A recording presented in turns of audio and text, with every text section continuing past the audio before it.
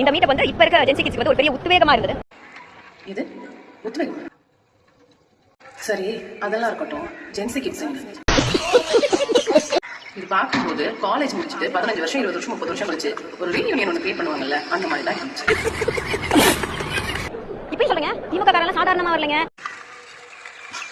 ஆமா, இந்த டிஎம்கே காரங்க சும்மாவா? எங்களெல்லாம் பெற்றிருப்பாங்க, எங்களெல்லாம் மானத்துல இருந்து தூக்கிட்டு வந்திருப்பாங்கன்னு சொல்லியிருந்தாங்க. திமுக தோக்கலங்க, நாங்க மீண்டு வருவோம். உங்களுக்கு தெரிய மாட்டேங்குது. இதுல இருந்து இப்படி தானா மூளை வளர்ச்சி குறைவா? 25 வருஷம் பாரம்பரியம். நாங்க எவ்வளவு அடிகளை பார்த்திருக்கோம். அடிகள் எல்லாம் தாண்டி நாங்க மீண்டு வரதான் எங்க சரித்திரமே. நீ இப்படி எல்லாம் ஊர் சுத்து, சரி, நல்ல ஊர் சுத்து, எல்லா இடத்துலயும் போய் கத்துறது, கதறது, ஒப்பாரி வைக்கிறது, மாரடிக்கிறது, இதெல்லாம் பண்ணிட்டு நான் கர்ப்பமானதுக்கு இவங்க தான் காரணம், என் பிள்ளை போனதுக்கு அவங்க தான் காரணம், என் புருஷன் குட்டி கூட ஓடி போனதுக்கு இவங்க தான் காரணம், எல்லாத்தையும் டிவிகே மேல பழிய போட்டு, சரியா? உன் மூஞ்சிய என்னைக்கு அடிச்சு உடைக்க போறான்னு தெரியல. டிஎம்கே நல்லா கேட்டுக்குங்க.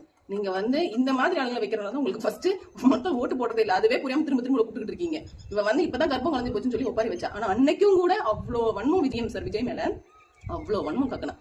இப்ப திரும்ப வந்து அவள் ரெஸ்ட்லாம் எடுக்க மாட்டாளா? எங்களுக்கும் தெரியும்ல, ஒரு கர்ப்பம் கலந்துச்சுன்னா அந்த பொண்ணு மென்டலி பிசிக்கலி எவ்வளவு கோத்ரூ பண்ணுவான்னு எங்களுக்கு யாருக்குமே தெரியாது இல்லையா? நாங்களாம் பார்த்ததே இல்ல.